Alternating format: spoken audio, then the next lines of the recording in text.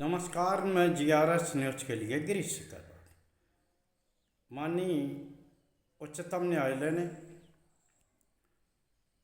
एक मामले में न सिर्फ स्पीकर को नोटिस दिया है, बल्कि उनके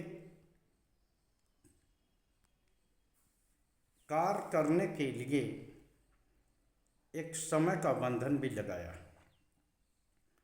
माननीय न्यायालय ने दल बदल जो विधायकों का होता है उसको लोकतंत्र के लिए घातक बताया और उन्होंने विधानसभा अध्यक्ष को एक तरह से निर्देश दिए कि वो दल बदल करने वाले विधायकों के बारे में 3 माह के भीतर अपना निर्णय लें। आप सभी लोगों को जानकारी होगी कि जब माननीय न्यायालय ने राज्यपाल यहाँ तक कि राष्ट्रपति द्वारा लंबित रखे जाने वाले विधेयक को लेकर जब सवालिया निशान खड़ा किया था और उनको समयबद्ध ढंग से निपटाने की बात कही थी, तो किस प्रकार से पूर्व उपराष्ट्रपति जगदीप धनखड़ ने और सत्ताधारी दल के मंत्रियों ने उन्हें माननीय न्यायालय को कटघरे में खड़ा किया। अब विधानसभा अध्यक्ष, जिन्हें कि स्पीकर भी कहा जाता है, उन पर भी दल बदल को लेकर, जैसे कि कोई विधायक या कोई विधायकों का गुट अन्य दल में शामिल होता है तो उसके बारे में निर्णय स्पीकर को 3 महीने के अंदर लेना होगा। आप सभी लोगों को याद होगा कि किस प्रकार से महाराष्ट्र में राज्यपाल और विधानसभा अध्यक्ष के जरिए खेल करके महाराष्ट्र में शिवसेना तोड़कर सरकार बनाई गई, किस प्रकार से एनसीपी को तोड़ा गया और न्यायालय के कठोर टिप्पणी के बावजूद भी, जिसमें कि माननीय न्यायालय ने उस सरकार को असंवैधानिक बताया, बावजूद उसने अपना कार्यकाल पूरा किया। क्या इस निर्णय से राजनीति में कुछ सुधार होगा या इन आदेशों को भी राजनीति की भेंट चढ़ा दिया जाएगा? जब इस तरह के आदेश आए, न सिर्फ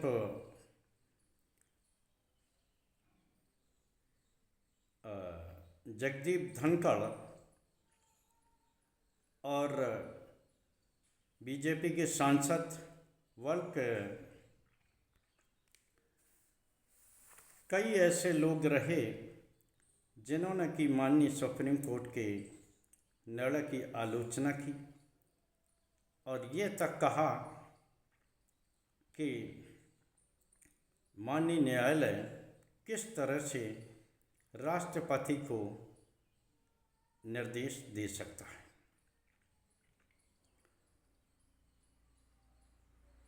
और यहाँ तक कि महामहिम राष्ट्रपति ने भी 14 प्रश्न पूछकर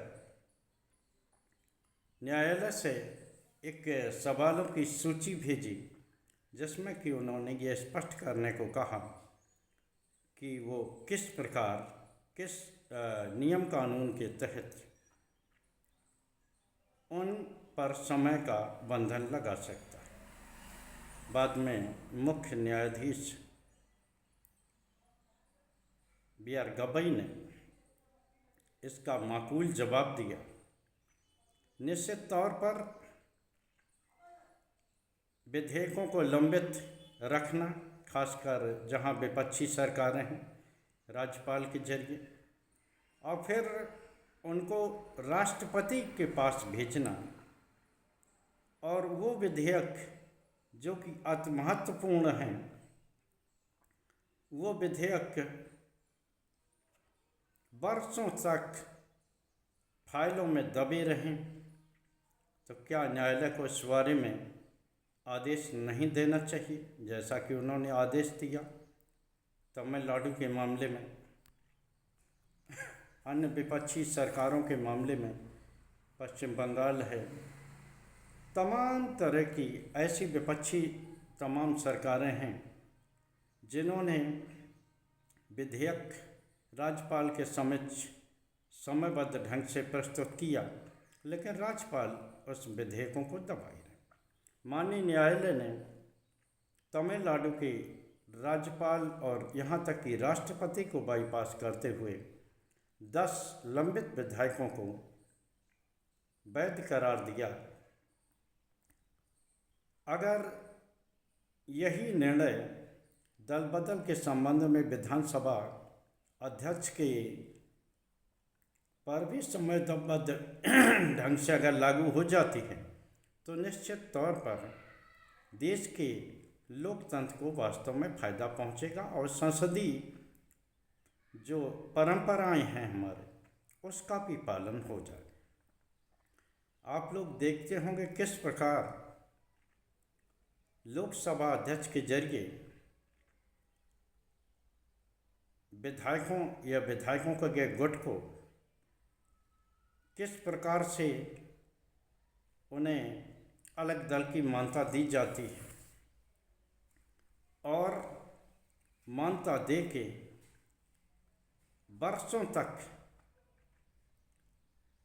अल्पकालीन सरकार का बहुमत बनाए रखा जाता है, जैसे कि महाराष्ट्र के मामले में हुआ। अगर यही आदेश पहले आया होता, जैसा कि माननीय न्यायालय ने कहा कि यदि उद्धव ठाकरे ने इस्तीफा न दिया होता, तो हम उनकी सरकार वैसी की वैसी ही बहाल करते। खैर, एक और संवैधानिक संस्था है चुनाव आयोग। चुनाव आयोग पर भी लगातार सवालिया निशान उठ रहे हैं, और ये सवालिया निशान बिहार के एसआईआर को लेकर ज़्यादा उठा है कि चुनाव वाले राज्य में और किस तरह से चुनाव आयोग एसआईआर कराने को तैयार हुआ, और वहाँ 66 लाख वोट इस आधार पर काट दिए गए कि कुछ लोग 22 लाख, अब मैं आंकड़ा भी बताता हूँ, वो लोग मर गए। 28 लाख लोग अंतरंत शिफ्ट कर गए। बहुत से लोग ऐसे रहे जिनने कि अपना कोई आंकड़ा नहीं दिया।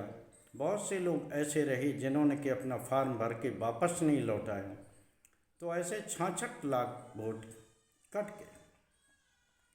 इसके बावजूद भी जो एक खबर इस समय सोशल मीडिया पर चल रही है कि 66 बिहार में 66 लाख वोटों की कटौती के बावजूद एक और खेल होता दिख रहा है, अगर वो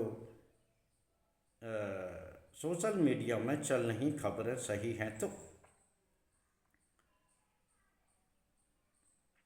बिहार के प्रत्येक जिले में करीब 3 लाख या 2.5 लाख के करीब वोट इस आधार पर काटे जा रहे हैं कि बीएलओ ने ऐसी सिफारिश की है या उन्होंने ये मतदाता सूची में बने रहें, तो इसकी सिफारिश बीएलओ ने नहीं की, यानी कि एक तरह से ये भी वोट कटेंगे। अगर इस तरह की वास्तव में सूची सही है तो अभी करीब 1.25 करोड़ मतदाताओं पर और भी गाज करने वाली है। यानी कि प्रत्येक विधानसभा के रूप में हम डिवाइड करें तो करीब हर विधानसभा से 30,000, 40,000, 50,000 के करीब वोट कटेंगे। अगर इस तरह का खेल एक राज्य बिहार में ही नहीं होगा, जैसा कि चुनाव आयोग ने बताया, इसके बाद वो बंगाल में, उत्तर प्रदेश, उत्तराखंड, पंजाब, अन्य प्रांतों में भी इस तरह की कार्रवाई करें। चुनाव आयोग को पूरा अधिकार है कि वो समय समय पर मतदाता सूची का पुनरीक्षण करता है, लेकिन जिस तरह से यहाँ बीएलओ के जरिए खेला करने की कोशिश हो रही है और जिस तरह से 1 महीने के अंदर 66 लाख लोगों के वोट काटे गए हैं, ये दर्शाने को काफ़ी है कि निश्चित तौर पर बिहार में स्थिति कितनी खराब होने वाली है। माननीय न्यायालय इस पर भी हालांकि कई मामले सुप्रीम कोर्ट में गए हैं, लेकिन अभी माननीय न्यायालय ने पुनरीक्षण अभियान पर रोक नहीं लगाई है। ये कच्चा ड्राफ्ट आया जिसमें 66 लाख कटने, और जो नई सूची चल रही, अगर इतने मतदाता कटते तो आप समझ लीजिए 2.25 करोड़ मतदाता बिहार की मतदाता सूचियों से गायब होंगे। यानी कि जो 8 लाख करीब मतदाता थे, अब वो 6 लाख के करीब मतदाता, 6 करोड़ माफ़ करिए, के करीब मतदाता बिहार में रह जाएंगे। पहले 7 करोड़ कुछ लाख मतदाता बिहार की मतदाता सूचियों में रजिस्टर। जिस तरह से माननीय न्यायालय ने स्पीकर के मामले में निर्णय दिया कि उनके निर्णय मात्र इस आधार पर नहीं छोड़े जा सकते कि वो विधानसभा के अंदर या सदन के अंदर के मामले हैं, उनकी कार्यों की भी समीक्षा हो सकती है और उस पर भी आदेश दिया जा सकता है। इसी प्रकार माननीय न्यायालय को एक और संवैधानिक संस्था और लोकतंत्र को बचाने के खातिर चुनाव आयोग पर भी ऐसा निर्णय देना चाहिए। आज के ब्लॉक में बस इतना ही। जय हिंद, जय भारत। कल फिर किसी नए मुद्दे पर आपसे जुड़ने का प्रयास करूँगा।